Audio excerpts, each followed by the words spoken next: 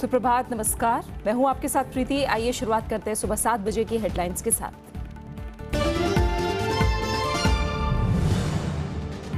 चुनाव आयोग की सभी राजनीतिक दलों को चेतावनी, कहा आचार संहिता के उल्लंघन पर होगी कड़ी कार्रवाई। राजनीतिक दलों को एडवाइजरी जारी करने का निर्देश।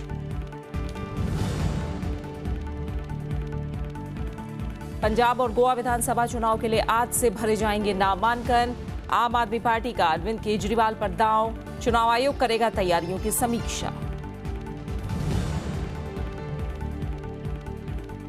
प्रधानमंत्री का कारोबार को आसान बनाने पर जोर, कहा आर्थिक सुधारों को लेकर प्रतिबद्ध सरकार। वाइब्रेंट गुजरात सम्मेलन में कारोबारियों को निवेश का न्योता।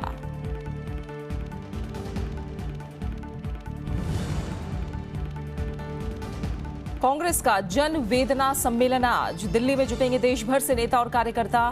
केंद्र की नीतियों के खिलाफ रणनीति पर होगी चर्चा।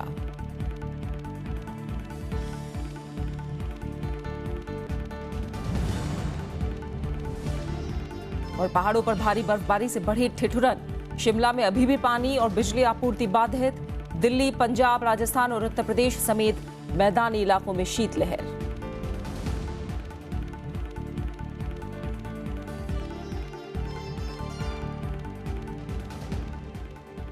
और शुरुआत करेंगे चुनाव से जुड़ी अहम खबरों के साथ।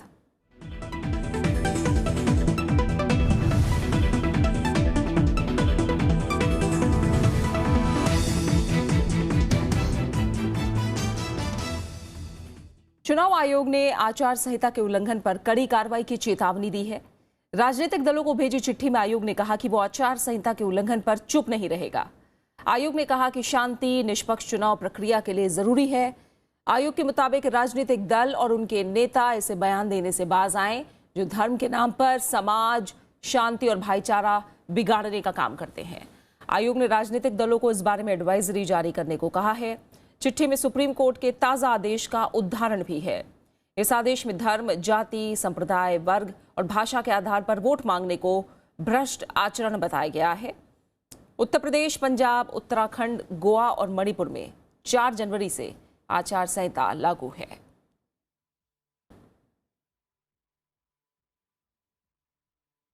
चुनाव आयोग ने 5 चुनावी राज्यों के निर्वाचन अधिकारियों को सार्वजनिक स्थानों पर लगे होर्डिंग्स और विज्ञापनों से नेताओं की फोटो हटाने या ढकने का निर्देश दिया है।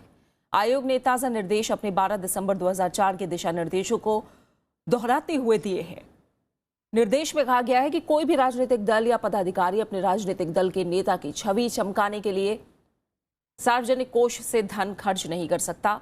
हालांकि साफ किया गया है कि परिवार नियोजन या समाज कल्याण योजनाओं के होर्डिंग्स जो जनता को आम संदेश देते हों, उन्हें बरकरार रखा जा सकता है। इस बीच मुख्य चुनाव आयुक्त बुधवार को चुनाव तैयारियों का जायजा लेने चंडीगढ़ का दौरा करने वाले हैं। पंजाब और गोवा में आज से नामांकन भरने का काम शुरू हो जाएगा। दोनों राज्यों में 18 जनवरी तक उम्मीदवार अपने पर्चे भर सकते हैं, जबकि चुनाव आयोग 19 जनवरी को पर्चों की जांच करेगा। इसके 2 दिन बाद यानी 21 जनवरी तक उम्मीदवार अपने नाम वापस ले सकते हैं। पंजाब की सभी 117 और गोवा की 40 सीटों पर सबसे पहले 4 फरवरी को मतदान होना है, यानी 5 राज्यों में चुनाव में से 2 राज्यों में मतदान का काम 4 फरवरी को ही पूरा हो जाएगा, जबकि उसके बाद उत्तर प्रदेश, उत्तराखंड और मणिपुर में मतदान का काम शुरू होगा।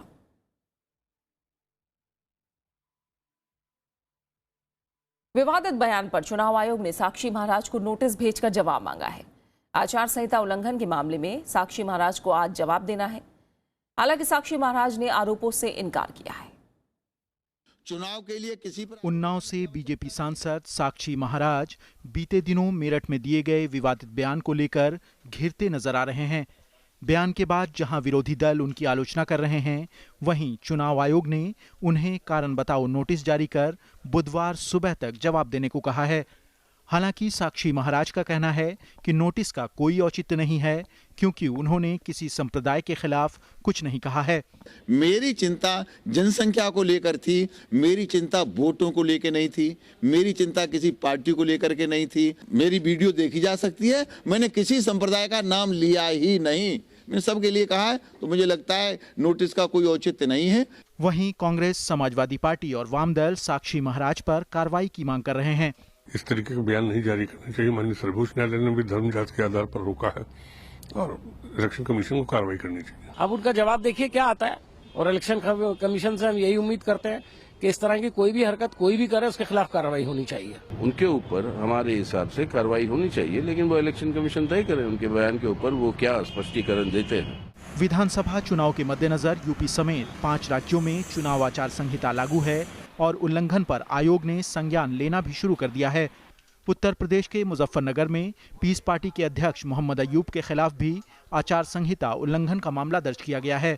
वहीं गोवा के मुख्य निर्वाचन अधिकारी ने आम आदमी पार्टी प्रमुख अरविंद केजरीवाल की उस टिप्पणी का संज्ञान लिया है जिसमें उन्होंने लोगों से कांग्रेस और बीजेपी उम्मीदवारों से पैसा लेने और वोट सिर्फ आम आदमी पार्टी को देने के लिए कहा था।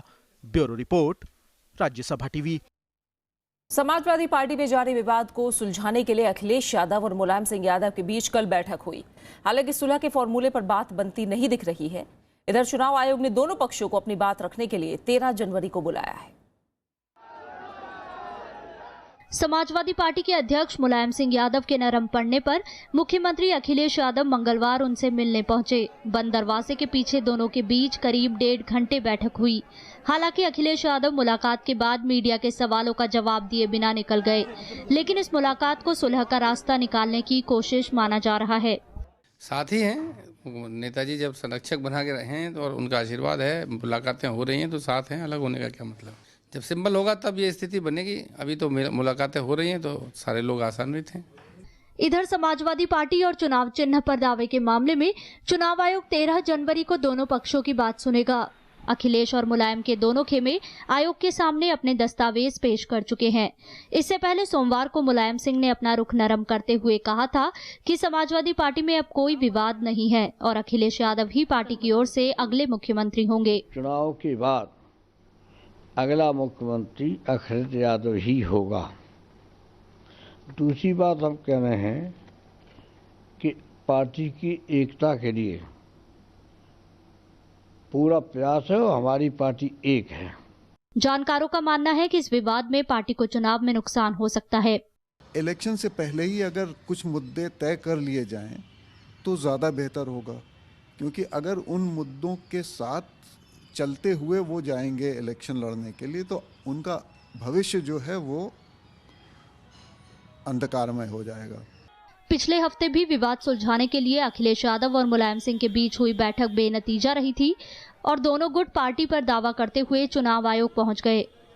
मुलायम परिवार और पार्टी में वर्चस्व को लेकर कई महीनों से कलह चल रहा था, लेकिन 1 जनवरी को लखनऊ में हुए समाजवादी पार्टी के अधिवेशन में अखिलेश यादव को पार्टी का राष्ट्रीय अध्यक्ष बनाया गया था और मुलायम सिंह को संरक्षक की भूमिका देने पर दोनों खेमों में विवाद और बढ़ गया। शिवपाल और अमर सिंह की गैर मौजूदगी में हुई पिता और पुत्र के बीच मुलाकात को बहुत महत्वपूर्ण माना जा रहा है। हालांकि कोई कॉम्प्रोमाइज फॉर्मूला सामने उभर कर नहीं आया है। अब सबकी निगाहें इलेक्शन कमीशन के निर्णय पर है। लखनऊ से कैमरामैन शिव कुमार के साथ कृति मिश्रा, राज्यसभा टीवी। 5 राज्यों के विधानसभा चुनाव के दौरान पेश होने वाले आम बजट के मामले में केंद्र सरकार ने कल चुनाव आयोग को जवाब सौंप दिया। कैबिनेट सचिव की ओर से यह जवाब आयोग को सौंपा गया। चुनाव आयोग जवाब की जांच करके अगले कुछ ही दिनों में अपना फैसला सुना सकता है। दरअसल विपक्षी दल विधानसभा चुनाव से पहले बजट का विरोध कर रहे हैं। विपक्ष की मांग पर ही चुनाव आयोग ने 6 जनवरी को सरकार से जवाब मांगा था। पंजाब में अरविंद केजरीवाल को आगे रखकर आम आदमी पार्टी चुनाव लड़ेगी। मोहाली में कल एक रैली में मनीष सिसोदिया ने कहा कि मतदाता केजरीवाल के नाम पर ही वोट करेंगे। शिरोमणि अकाली दल जहां केजरीवाल को बाहरी बता रही है, वहीं कांग्रेस ने कहा कि केजरीवाल की लालसा सामने आ गई है। पंजाब में आम आदमी पार्टी की तरफ से मुख्यमंत्री उम्मीदवार को लेकर कयासबाजी पर विराम लग गया है।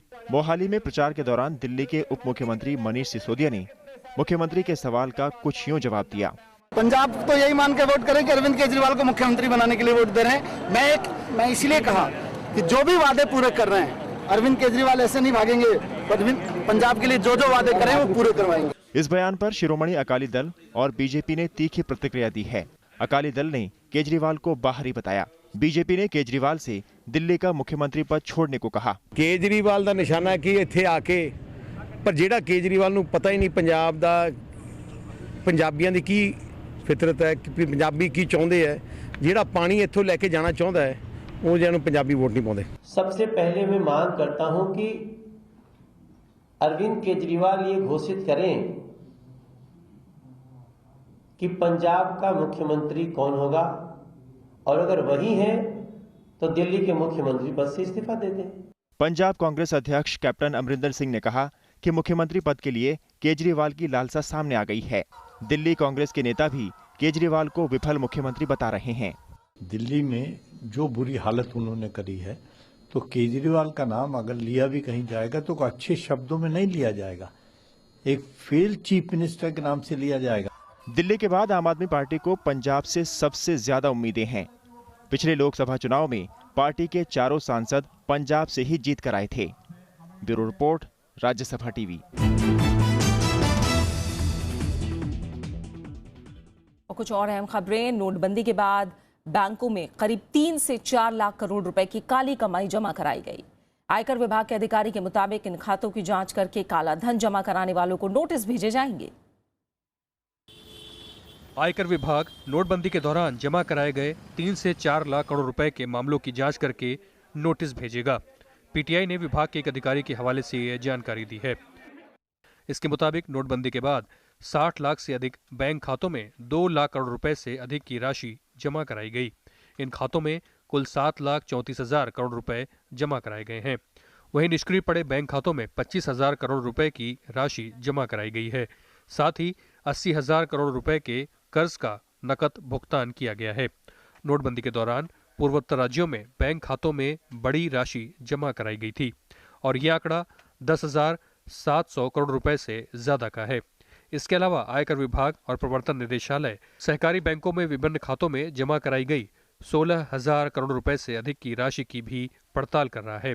सरकार ने 8 नवंबर 2016 को अचानक 500 और 1,000 रुपए के नोट चलन से वापस ले लिए थे और इन अमान्य नोटों को बैंक खातों में जमा कराने और बदलवाने के लिए 30 दिसंबर तक का समय दिया था। Bureau report, Rajya Sabha TV. Reserve bank ने कहा है कि नोटबंदी का फैसला सरकार की सलाह पर लिया गया है और उसे इस बारे में 7 नवंबर 2016 को सूचना दी गई और केंद्रीय बैंक के बोर्ड ने अगले ही दिन नोटबंदी की सिफारिश कर दी। आरबीआई ने वित्तीय मामलों की संसदीय समिति को सौंपी रिपोर्ट में बताया है कि सरकार ने नोटबंदी से एक दिन पहले जाली नोट, आतंकवादियों को फंडिंग और काले धन की समस्या से निपटने के लिए 500 और 1,000 रुपए के नोट की कानूनी वैधता खत्म करने के प्रस्ताव पर विचार करने को कहा था और 8 नवंबर को आरबीआई ने नोटबंदी की सिफारिश की, जिसे मानते हुए उसी शाम सरकार ने नोटबंदी का फैसला कर दिया। आरबीआई ने रिपोर्ट में यह भी बताया है कि आरबीआई ने 2,000 रुपए के नए नोट को बाजार में उतारने के प्रस्ताव को मई 2016 में ही मान लिया था। हालांकि सरकार अभी तक कहती रही है कि रिजर्व बैंक की सिफारिश के आधार पर ही नोटबंदी के प्रस्ताव पर मुहर लगाई गई थी। That it was the government which asked the RBI to do whatever has been done, and that too 24 hours before the Prime Minister announces. So clearly this is a decision taken by the Prime Minister, bypassing all the institutions of our parliamentary democracy as an individual decision. Gandhinagar में 8वें vibrant Gujarat सम्मेलन की कल शुरुआत हो गई। 13 जनवरी तक चलने वाले सम्मेलन में 20,000 से ज्यादा एमओयू पर हस्ताक्षर की उम्मीद है। कारोबारियों के अलावा सम्मेलन में विभिन्न देशों के राष्ट्राध्यक्ष और प्रतिनिधि भी हिस्सा ले रहे हैं। सम्मेलन को संबोधित करते हुए प्रधानमंत्री ने कहा कि उनकी सरकार आर्थिक सुधारों के लिए प्रतिबद्ध है। साथ ही उन्होंने कारोबारियों को निवेश का न्योता भी दिया। गांधीनगर के महात्मा मंदिर में 8वें वाइब्रेंट गुजरात वैश्विक निवेशक शिखर सम्मेलन की शुरुआत हो गई। प्रधानमंत्री नरेंद्र मोदी ने 13 जनवरी तक चलने वाले इस सम्मेलन का उद्घाटन किया। इसमें अनेक देशों के राष्ट्रपति, प्रधानमंत्री, उप प्रधानमंत्री और मंत्रियों के अलावा फॉर्च्यून 500 कंपनियों के मुख्य कार्यकारी अधिकारी हिस्सा ले रहे हैं। Our rising middle class offers a huge domestic market. The seas that surround the Indian peninsula connect us to some of the world's biggest markets, including Africa, the Middle East and Europe. सम्मेलन से पहले गांधीनगर में प्रधानमंत्री नरेंद्र मोदी विभिन्न देशों के नेताओं से भी मिले। रवांडा के राष्ट्रपति पॉल कगामे से मुलाकात में दोनों नेताओं ने सामरिक साझेदारी बढ़ाने पर सहमति जताई। प्रधानमंत्री मोदी ने सर्बिया के प्रधानमंत्री एलेक्जेंडर वोचिच, जापान के आर्थिक मामलों के मंत्री, डेनमार्क के ऊर्जा मंत्री और स्वीडन के शिक्षा मंत्री से भी द्विपक्षीय मामलों पर बातचीत की। साथ ही इजराइल के कृषि और ग्रामीण विकास मंत्री के साथ खेती में सहयोग बढ़ाने पर चर्चा हुई। प्रधानमंत्री मोदी संयुक्त अरब अमीरात के कैबिनेट मंत्री राशिद बिन अहमद बिन फहद से भी मिले। वहीं भारत और रूस के बीच परमाणु ऊर्जा में सहयोग जारी रखने पर बातचीत हुई। गुजरात के मुख्यमंत्री विजय रूपानी ने नोबेल इंडिया डायलॉग की शुरुआत की। इस दौरान 9 नोबेल पुरस्कार विजेताओं ने युवाओं से अपने विचार साझा किए। सम्मेलन में 2000 से ज्यादा कंपनियां हिस्सा ले रही हैं और गुजरात सरकार को तकरीबन 20,000 से ज्यादा MOU पर हस्ताक्षर की उम्मीद है। सम्मेलन का मकसद दावोस में हुए विश्व आर्थिक मंच की तर्ज पर वैश्विक आर्थिक और सामाजिक मुद्दों पर परिचर्चा के लिए एक मंच मुहैया कराना है। अमेरिका, ब्रिटेन, फ्रांस, ऑस्ट्रेलिया और कनाडा सहित वाइब्रेंट गुजरात के 12 भागीदार देश भी सम्मेलन में हिस्सा ले रहे हैं। Bureau report, Rajya Sabha TV. विश्व बैंक ने इस साल वैश्विक विकास दर में वृद्धि का अनुमान जताया है। वर्ल्ड बैंक के मुताबिक इस साल विकास दर 2.7% रहेगी। बीते साल के मुकाबले इस साल 0.4% की वृद्धि का अनुमान जताया गया है। वहीं उभरती और विकसित देशों की विकास दर बढ़कर 4.2% रहने का अनुमान है। हालांकि बैंक ने साफ किया कि वैश्विक कारोबार की सुस्त रफ्तार, नियंत्रित निवेश की वजह से ये साल भी मुश्किलों भरा रहेगा। विश्व बैंक ने ढांचागत परियोजनाओं में निवेश करके वैश्विक अर्थव्यवस्था को गति देने पर जोर दिया है।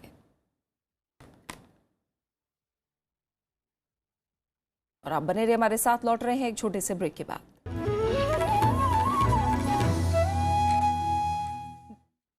যদি তোর ডাক শুনে কেউ না আসে তবে একলা চলো রে, যদি তোর ডাক শুনে কেউ না আসে তবে একলা চলো রে, একলা চলো একলা চলো একলা चलो একলা। विरासत में इस बार गुरुदेव रविंद्रनाथ ठाकुर का रचना संसार हिंदी में पहली बार सिर्फ राज्यसभा टेलीविजन पर। একলা চলো একলা চলো একলা চলো।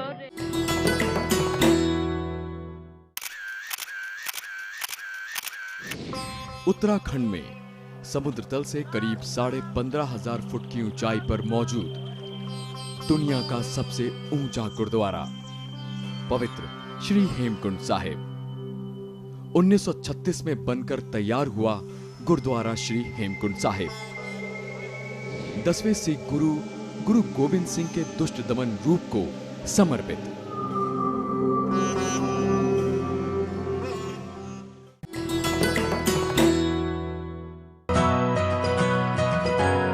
किताब। इस कार्यक्रम के हर एपिसोड में हम किसी महत्वपूर्ण किताब के बारे में उसके लेखक, संपादक या उस विषय के जानकार के साथ बातचीत करेंगे। India is a very verbal society. We like speaking. Bhagat Singh का संदेश 19 अक्टूबर 1929 का लाहौर जेल से पढ़ा गया।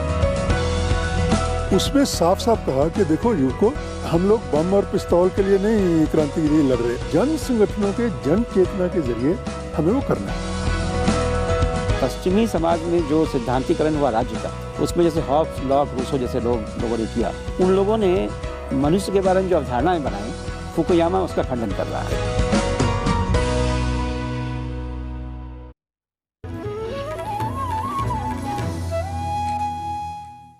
कांग्रेस का राष्ट्रीय सम्मेलन आज दिल्ली के तालकटोरा स्टेडियम में होना है।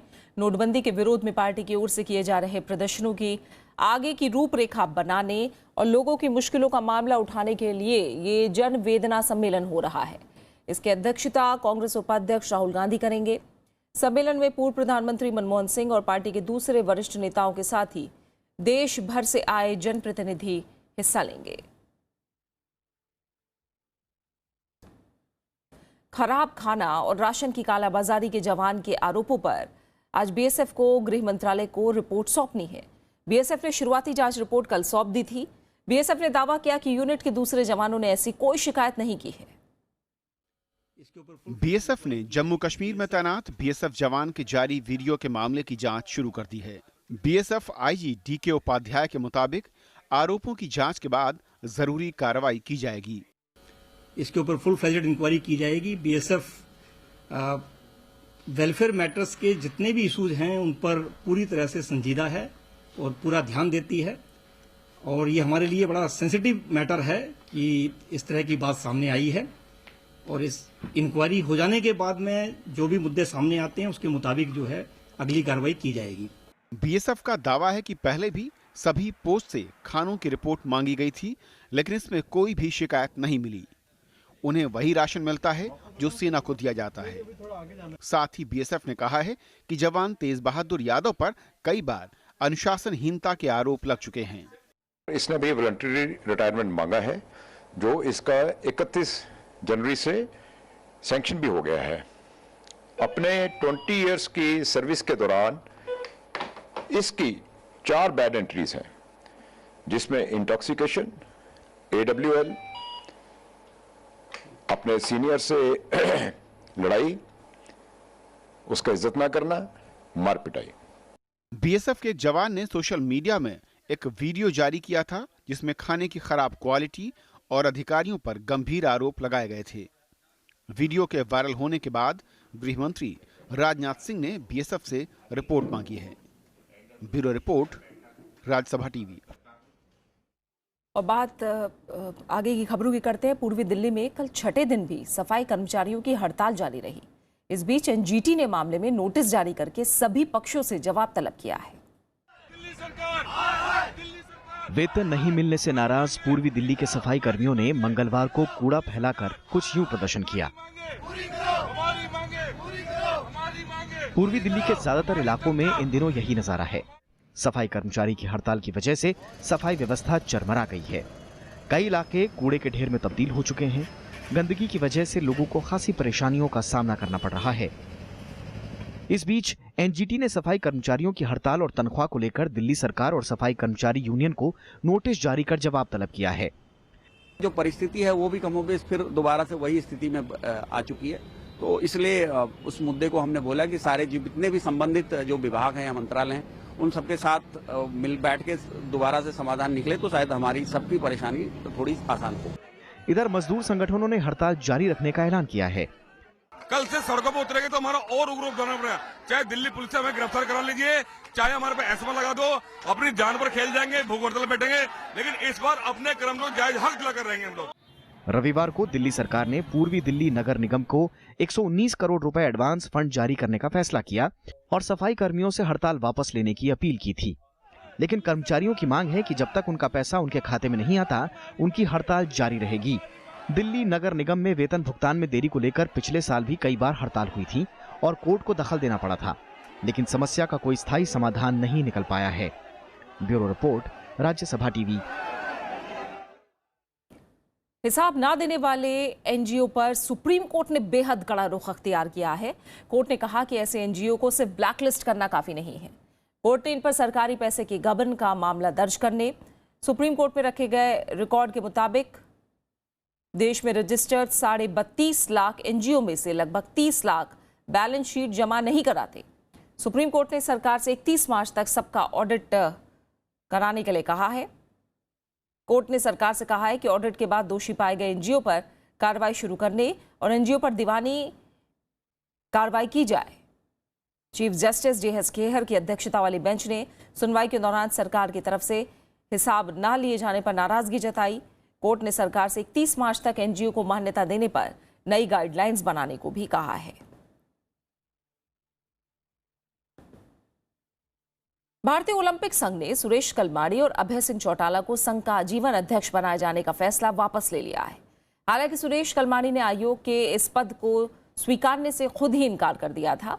खेल मंत्रालय ने नियुक्तियों पर कड़ी आपत्ति जताई थी, जिसके बाद ये कदम उठाया गया है। संघ की पिछले महीने चेन्नई में हुई सालाना आम बैठक में कलमाड़ी और चौटाला को आजीवन अध्यक्ष पदों पर नियुक्त किया गया था। खेल मंत्री विजय गोयल ने संघ के इस फैसले का स्वागत किया है। इंडियन ओलंपिक एसोसिएशन ने अपनी गलती को सुधार लिया है, ये देखकर मुझे संतुष्टि है। तो मैं समझता हूँ खेलों को साफ सुथरा रखना बड़ा आवश्यक है और साफ सुथरा रख के ही हम खेलों को आगे बढ़ा सकते हैं।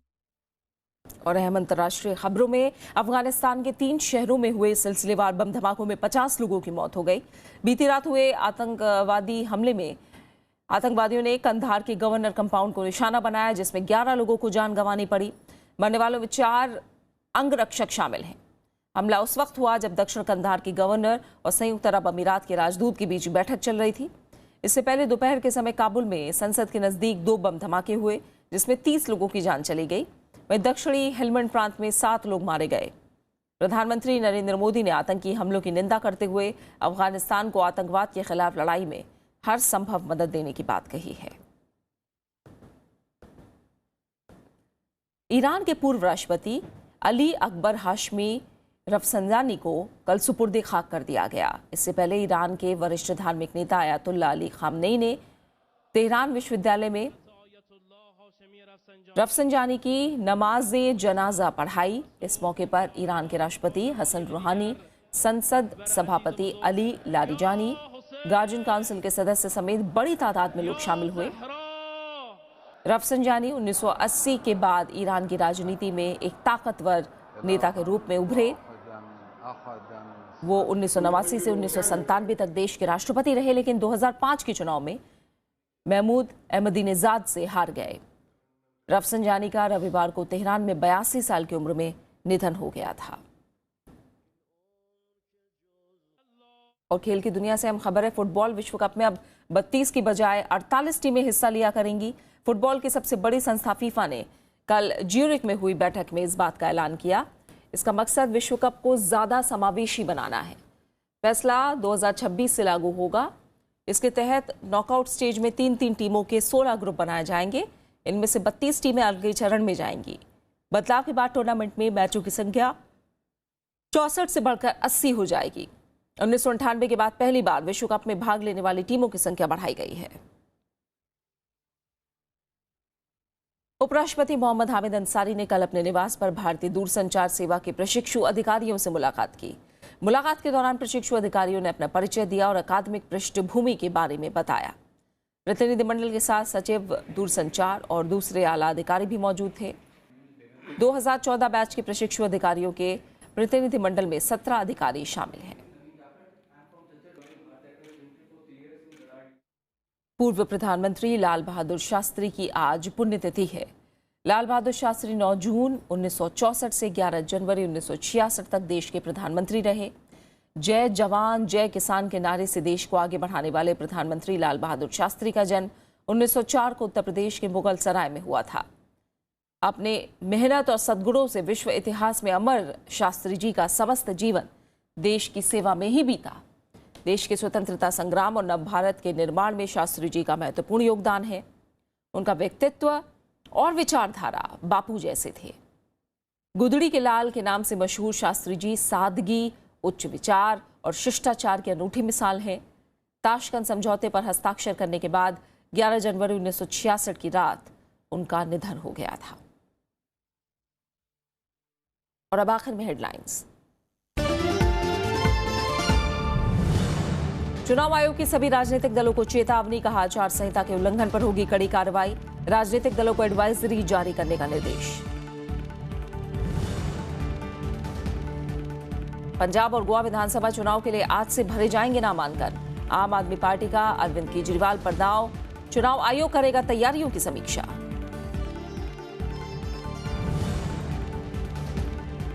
प्रधानमंत्री का कारोबार को आसान बनाने पर जोर, कहा आर्थिक सुधारों को लेकर प्रतिबद्ध सरकार। वाइब्रेंट गुजरात सम्मेलन में कारोबारियों को निवेश का न्योता।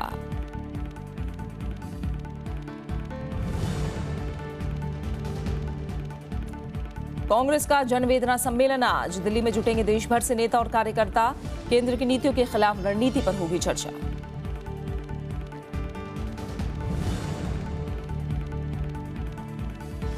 और पहाड़ों पर भारी बर्फबारी से बढ़ी ठिठुरन। शिमला में अभी भी पानी और बिजली आपूर्ति बाधित। दिल्ली, पंजाब, राजस्थान और उत्तर प्रदेश समेत मैदानी इलाकों में शीतलहर। और फिलहाल इस बुलेटिन में इतना ही। आगे देखिए देश देशांतर। नमस्कार।